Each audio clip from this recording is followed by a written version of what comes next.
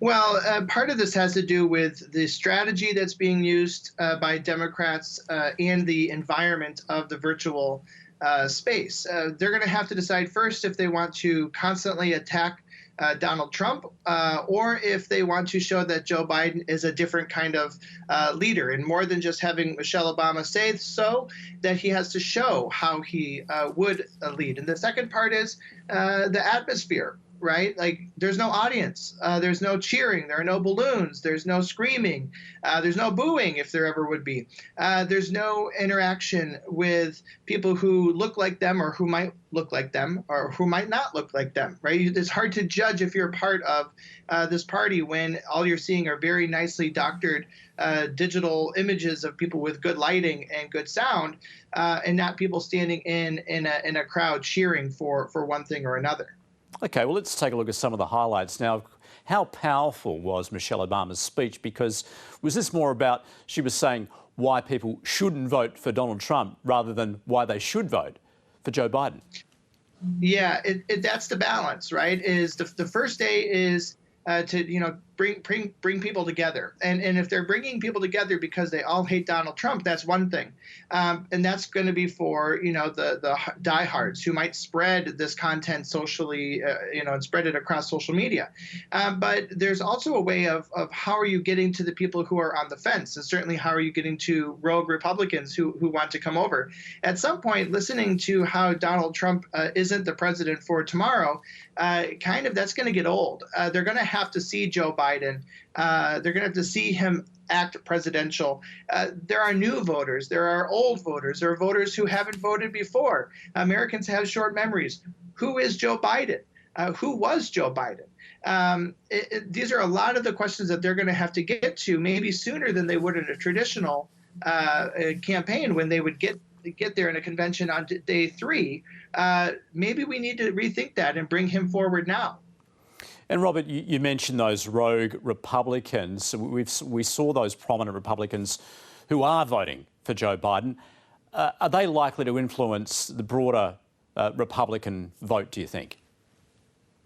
Well, it depends on what Republican voters we're looking for. Looking at those videos, they still look like they're sitting in pretty nice houses. They look like they're pretty well dressed. Again, they have pretty good lighting and good cameras.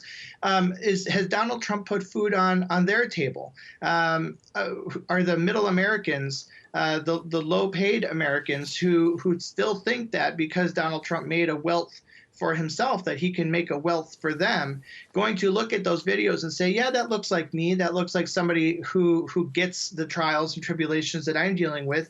And can those people cross the aisle and say, I think I'm going to put my mortgage on the line by voting for Joe Biden? This is how a lot of American voters think about things. They think about them not just in terms of the larger social implications, but how a potential candidate can impact their family, whether or not that's the case.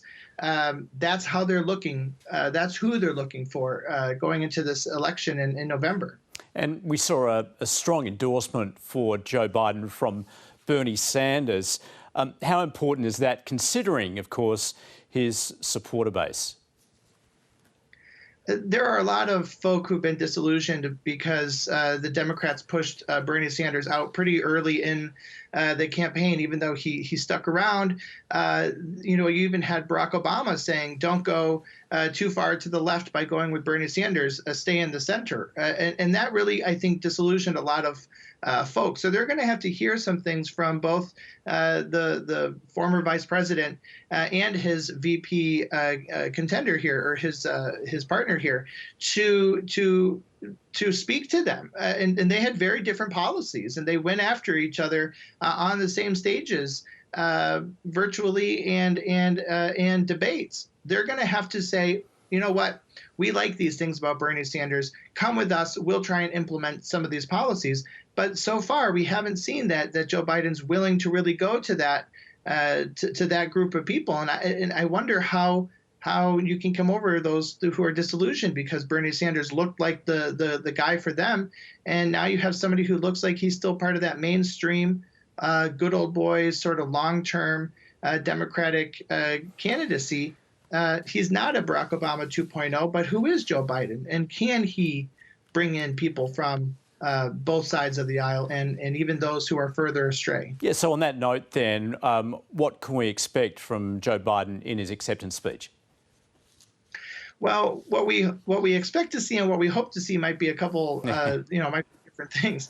I think what people on the Democratic ticket are hoping to see is somebody who's alive, who's coming forward, who isn't just talking about how bad Donald Trump is, whether he is or isn't, but how his presidency is going to be different, who he would be as a president. Come out of that bunker is one of the critiques that people have had of Joe Biden. Who are you going to be? Look presidential to me. Tell me what those policies look like. Tell me how you're going to bring the country together. Hopefully that's what he'll come to the stage to tell people, because I think a lot of us are curious what that would look like, and that he can actually bring that to the microphone, into the voices of those who want to see him move into the White House. But we haven't seen that yet. So that would be a bit surprising if that happens. Robert, good to talk to you again. Associate Professor Robert Gutsche. Thanks very much.